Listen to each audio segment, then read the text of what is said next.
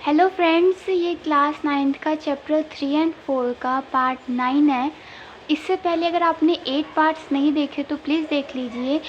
ये चैप्टर हमारा अब ऑलमोस्ट ख़त्म होने वाला है। पार्ट 8 में मैंने आपको केमिकल फार्मूले कैसे लिखते हैं वो बता दिया था। ठीक है, इस वाले पार्ट्स में मैं आपको इसकी थ्योरी कंप्लीट करवा देती हूँ और नेक्स्ट पार्ट में मैं molecular masses and mole concept क्या कहते करवाऊँगी और उसके बाद उसकी थ्योरी करवा दूँगी। ठीक है, मतलब एनसीईआरटी रीड करवा दूँगी। ठीक, वैसे केमिकल फार्मूले हमने कर लिए, हम एनसीईआरटी रीड कर रहे हैं। ठीक, मेरे फ़ोन में उतनी स्पेस नहीं है कि मैं एक बार में करवा दूँ, तो थोड़ी थोड़ी करके वीडियो बना रही हूँ। ठीक है, चलो फिर स्टार्ट करते हैं। देखिए, सबसे पहले क्या कह रहे हैं, राइटिंग केमिकल फार्मूले। The chemical formula of a compound is a symbolic representation of its composition. मतलब जो केमिकल फार्मूला होता है एक कंपाउंड का, वो उसका सिंबॉलिक रिप्रेजेंटेशन होता है उसी कंपोजिशन में। ठीक है, उसकी कंपोजिशन का। तो the chemical formulae of different compounds can be written easily. हम केमिकल फार्मूले डिफरेंट कंपाउंड्स के आराम से लिख सकते हैं। ठीक है, ईजिली लिख सकते हैं, कोई प्रॉब्लम नहीं होती।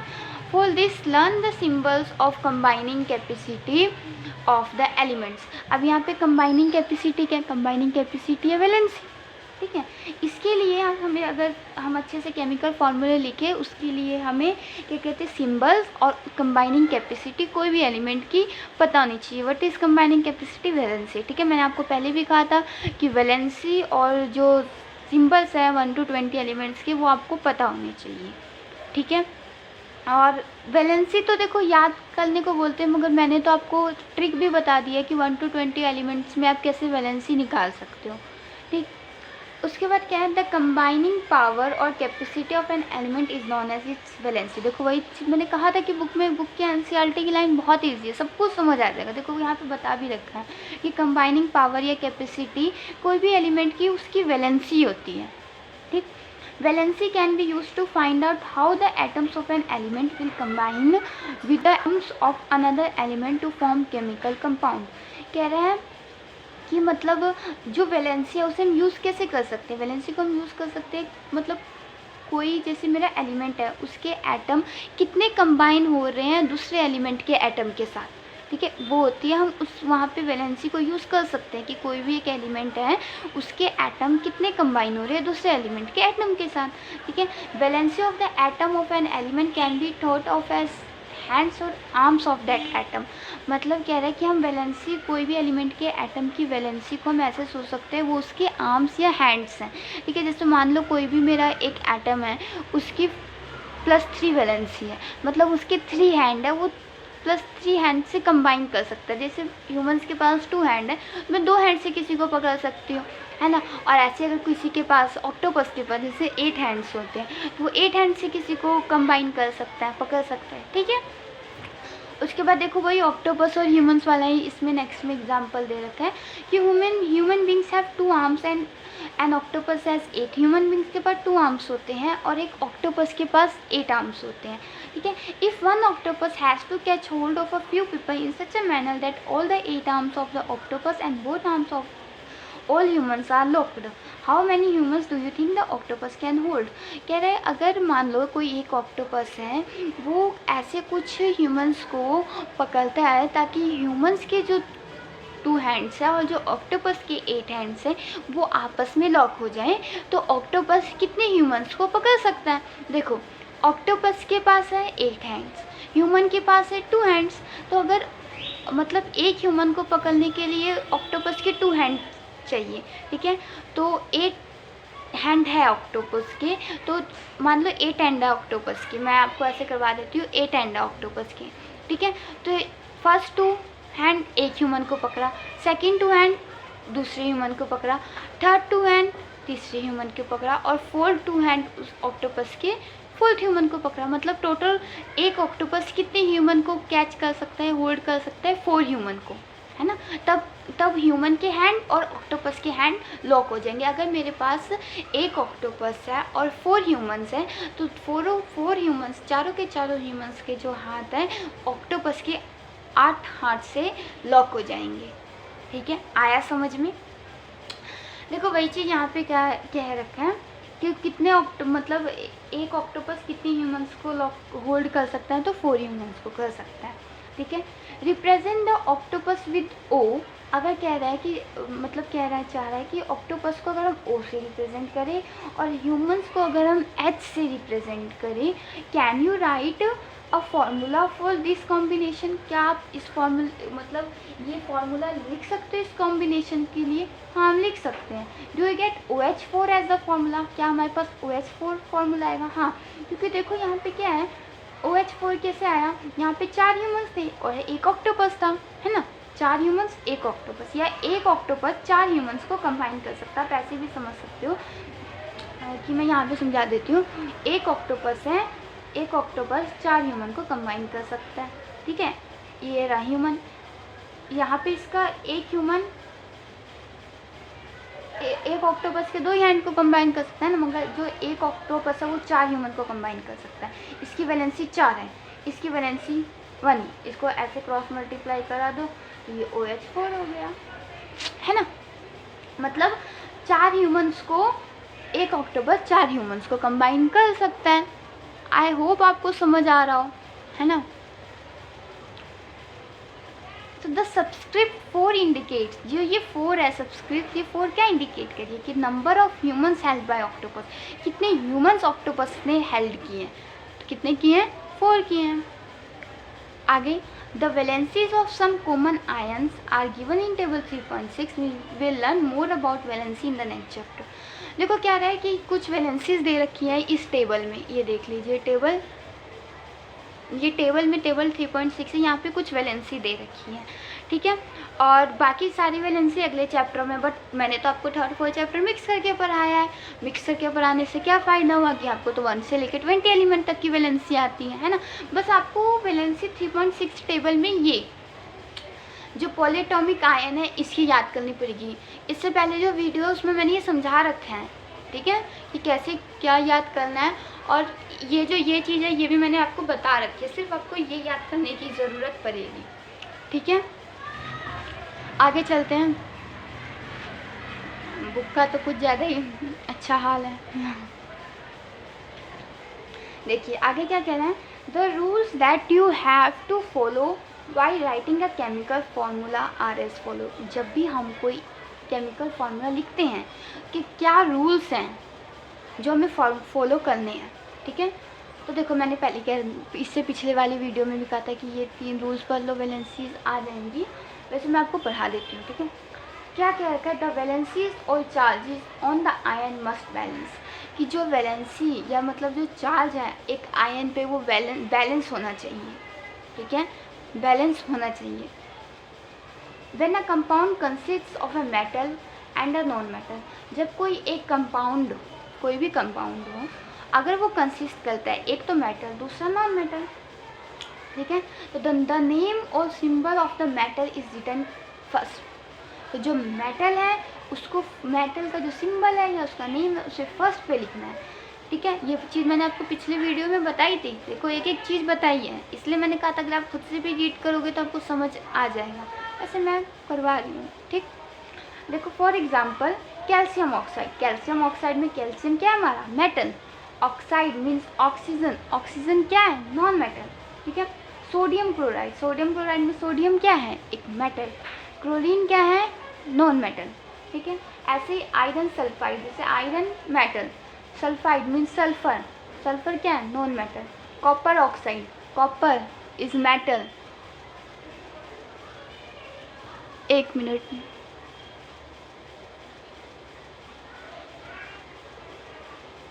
सॉरी डिस्टर्बेंस के लिए, ठीक है। कॉपर ऑक्साइड में कॉपर क्या है? एक मेटल। ऑक्सीजन क्या है? एक नॉन मेटल, ठीक है। यहाँ पे where oxygen, chlorine, sulphur are non metals and are written on the right, ठीक है। Whereas calcium, sodium, iron and copper are metals and are written on the left. वही चीज़ कह रहा है कि मेटल को फर्स्ट पे लिखो, नॉन मेटल को सेकंड पे लिखो। तो फर्स्ट पे लिखेंगे तो कहाँ आएगा? लेफ्ट साइड में, नॉन मेटल राइट साइड में, ठीक है। फर्स्ट पे लिखा लेफ्ट साइड, सेकंड पे लिखा नॉन मेटल, वो राइट साइड में, metal left, non metal right. ये चीज़ मैंने आपको करवाई पार्ट 8 में। पार्ट 8 देखो बहुत छोटा सा वीडियो है, आई थिंक 14-15 मिनट की होगी, आप उसे देख लो, ठीक है, तो वो समझ आ जाएगा। इसलिए पहले मैंने वो समझाया, बाद में थ्योरी पढ़ाई, ठीक है। उसके बाद in compounds form with polyatomic ions, अगर कंपाउंड पॉलीएटॉमिक आयंस के साथ फॉर्म हो रहे हैं तो the number of ions present in the compound, जो नंबर ऑफ आयंस है कंपाउंड में प्रेजेंट है, is indicated by enclosing the formula of ion in a bracket and writing the number of ions outside the bracket। कह रहा है जैसे कोई भी हमारा कोई पॉलीटॉमिक आयन के साथ फॉर्म करता है, फॉर एग्जांपल अगर मैं आपको दूँ यहीं पे, जैसे ये MgOH2 है, ठीक है, यहाँ पे इसने गलत लिखा है, ये 2 यहाँ नहीं, ये 2 यहाँ आना चाहिए बाहर, ठीक है। मतलब कोई भी अगर पॉलीटॉमिक आयन है तो उसकी जो मतलब वैलेंसी जो बाहर हम नंबर दिखाएंगे वो बाहर लिखेंगे, ठीक है, ब्रैकेट लगाएंगे, पॉलीटॉमिक आयन में हम ब्रैकेट लगाएंगे, ठीक है। यही चीज़ कह रहा है कि जो compound is indicated bye enclosing the formula of ion in a bracket, देखो आयन जो है उसको ब्रैकेट में लिखेंगे and writing the number of ions outside the bracket, और जो नंबर ऑफ आयन्स है वो ब्रैकेट के आउटसाइड लिखेंगे, ठीक है। फॉर एग्जाम्पल यहाँ पे थोड़ी सी गलती थी, इसे मैंने ठीक कर दिया। In case the number of polyatomic ion is 1, अगर पॉलीटॉमिक आयन का मतलब मान लो नंबर 1 आता है तो हमें ब्रैकेट की ज़रूरत नहीं है, जैसे NaOH में यहाँ पे OH का ब्रैकेट लगा के 1 आता है, वैसे NaOH ऐसे होता है OH 1, तो यहाँ पे 1 ऐसे लिखा, तो यहाँ पे 1 लिखने की ज़रूरत नहीं है, तो हम ब्रैकेट नहीं लगाते हैं तो भी काम चल जाता है, ठीक है। ये सब मैंने देखो पार्ट 8 में करवाया, अच्छे से करवाया है, ठीक है। अब यहाँ पे फॉर्मूला ऑफ सिंपल कंपाउंड्स है, ठीक है। क्या कह रहे हैं, the simplest compound which are made up of 2 different elements are called binary compounds. कह रहा है कोई भी सिंपलेस्ट कंपाउंड जो 2 डिफरेंट एलिमेंट्स से बनते हैं, याद रखो 2 डिफरेंट एलिमेंट्स से, उसे हम बाइनरी कंपाउंड कह सकते हैं। ये डेफिनेशन आ सकती है कि व्हाट इज़ बाइनरी कंपाउंड, ठीक है। तो बाइनरी कंपाउंड क्या होते हैं, जब कोई एक compound simple compound 2 different element से बनते हैं तो वो हमारे बाइनरी कंपाउंड कहलाते हैं, ठीक है। उसके बाद क्या, valencies of some ions are given in table 3.6, वही बात रिपीट होगी। You can use this to write formula for compounds. By writing the chemical formulae for compounds we write the constituent elements and their valencies as shown below, then we must solve the valency of the combining atoms। वही क्या है, अगर हमें कोई भी chemical फॉर्मूले लिखने वक्त सबसे पहले हम उसके क्या कहते हैं सिम्बल्स लिखेंगे, ठीक है। देखो सबसे पहले हमने सिम्बल, जैसे हाइड्रोजन क्लोराइड है यहाँ पे, ठीक है, सबसे पहले हम सिम्बल लिखेंगे हाइड्रोजन का H, क्लोराइड का क्लोरीन, मतलब क्लोराइड मतलब क्या, क्लोरीन, तो Cl, ठीक है। तो उसके बाद नेक्स्ट सेकंड स्टेप में क्या लिखना है, उनकी वैलेंसी, उन्हीं के नीचे लिख दो। हाइड्रोजन की वैलेंसी +1, क्लोरीन की वैलेंसी -1 होती है, ठीक है। यहाँ पे प्लस माइनस का साइन इसलिए इंडिकेट नहीं किया गया क्योंकि देखो प्लस माइनस के साइन की जरूरत नहीं होती है। मैंने क्यों बोला +1 -1, इसलिए पता चलता है जो भी मेरे प्लस वाली वैलेंसी होगी वो हमेशा लेफ्ट हैंड साइड होगी, जो माइनस वाली वैलेंसी होगी वो हमेशा राइट हैंड साइड होगी, ठीक है। तो इसको वापस क्रॉस मल्टीप्लाई कर दो, क्रॉस मल्टीप्लाई मैथ्स में करते हो ना सेम टू सेम, वैसे क्रॉस मल्टीप्लाई करना है। तो यहाँ पे क्या आ जाएगा, क्रॉस मल्टीप्लाई करोगे तो ये H1Cl1 आ जाएगा, ठीक है। तो 1 लिखने की ज़रूरत नहीं होती, तो सीधा आप इसे HCl लिख सकते हो, ठीक है। ऐसे ही हाइड्रोजन सल्फाइड है, हाइड्रोजन के सिंबल लिखो, सल्फाइड का सिंबल मीन्स सल्फर लिखा, उसकी वैलेंसी लिखी, आपस में क्रॉस मल्टीप्लाई कराया, H2S आ गया, ठीक है। 1 लिखने की ज़रूरत नहीं होती है, ठीक। उसके बाद आता है कार्बन टेट्राक्लोराइड, ठीक है। तो कार्बन लिखो, टेट्राक्लोराइड घबराओ नहीं, क्लोराइड है मीन्स क्लोरीन, ठीक है। तो कार्बन की वैलेंसी +4, क्लोरीन की वैलेंसी -1, क्रॉस मल्टीप्लाई की Cl4। देखो यहाँ पे Cl4 है ना, इसलिए हम इसे कार्बन टेट्राक्लोराइड कहते हैं, ठीक है। अब ऐसे मैग्नीशियम क्लोराइड का देखो Mg क्लोरीन, तो चार्ज क्या है +2 और क्लोरीन पे क्या -1, तो फॉर्मूला क्या बन गया MgCl2। देखो यहाँ क्या रखा है, for magnesium chloride we write the symbol of cation first followed by the symbol of anion, then their charges will crisscross to get formula. तो मैंने तो आपको सब में कह दिया कि आप सब में प्लस माइनस लिख दो तो और अभी अच्छा होता है ना। तो MgCl2, ठीक है। तो क्या कह रहा है, thus in magnesium chloride there are 2 chloride ion. इसका मतलब अगर हम मैग्नीशियम क्लोराइड लेते हैं तो वहाँ पे 2 क्लोरीन के आयन चाहिए फॉर ईच मैग्नीशियम। मतलब अगर हम मैग्नीशियम क्लोराइड का कंपाउंड बनाते हैं तो एक मैग्नीशियम के साथ 2 क्लोरीन के आइटम चाहिए होते हैं, ठीक है, 2 क्लोरीन के आयन चाहिए होते हैं। The positive and negative charges must balance each other and the overall structure must be neutral. Note that in that formula the charges on the ions are not indicated. देखो क्या क्या है कि जो पॉजिटिव एंड नेगेटिव चार्जेस होते हैं उन्हें हम बैलेंस करना ज़रूरी होता है, और ओवरऑल स्ट्रक्चर होता है जो वो न्यूट्रल होता है। तो यहाँ पे फॉर्मूला में जो चार्जेस हैं आयंस के ऊपर उसे इंडिकेट नहीं किया गया है। ठीक है, अब कुछ और एग्जांपल्स दे रखे हैं, जैसे फॉर्मूला फॉर एल्युमिनियम ऑक्साइड। ठीक है, एल्युमिनियम की वैलेंसी +3, ऑक्सीजन की वैलेंसी -2, क्रॉस करो Al2O3 आ गया। ठीक है, अब ये देखो जैसे कैल्शियम ऑक्साइड है, कैल्शियम की वैलेंसी +2, ऑक्सीजन की वैलेंसी -2, तो ये क्रिस क्रॉस करेंगे तो ये ऐसे आएगा Ca2O2। तो जब सेम नंबर होते हैं यहाँ पे जो ये सेम नंबर होते हैं, ये नंबर आपस में कैंसिल हो जाते हैं, तो ये सिंपल बन जाएगा CaO। ठीक है, यहाँ पे दे रखा है here the valency of the 2 elements are the same. यहाँ पे दोनों एलिमेंट्स की वैलेंसी सेम है। You may arrive at the formula Ca2O2 but we simplify the formula as CaO। ठीक है, ऐसे आप समझ सकते हो। देखो यहाँ पे फॉर्मूला ऑफ सोडियम नाइट्रेट दे रखा है, वैसे ही करना है। सोडियम की वैलेंसी +1, नाइट्रेट की वैलेंसी -1, क्रिस क्रॉस करोगे। देखो यहाँ पे एक चीज़ देखिए क्या है, देखो ये कैसे होगा। यहाँ पे जैसे ये कैंसिल जा Na है, यहाँ पे NO3 है। ठीक है, क्रिस क्रॉस कर जाती है, यहाँ पे NO3, यहाँ पे 1 नहीं लिख देना है, इसको ब्रैकेट लगा के 1 लिखना है। ठीक है, ब्रैकेट लगा के 1 लिखा तो यहाँ पे 1 है, तो आप ब्रैकेट हटा सकते हो, नॉर्मली आप इसको ऐसे लिख सकते हो। ठीक है, जैसे अब यहाँ पे कैल्शियम हाइड्रोक्साइड है, तो यहाँ पे ये ब्रैकेट लगा के OH2 लिखना है, बिना ब्रैकेट के नहीं लिख देना। बिना ब्रैकेट के लिख दोगे तो वो H2 हो जाएगा। ठीक है, ये गलत, ब्रैकेट लगा के हमेशा उसकी वैलेंसी लिखनी है। ठीक है, यहाँ पे भी देखो जैसे ये Na2CO3, अब जैसे यहाँ पे ये एक अमोनियम सल्फेट है।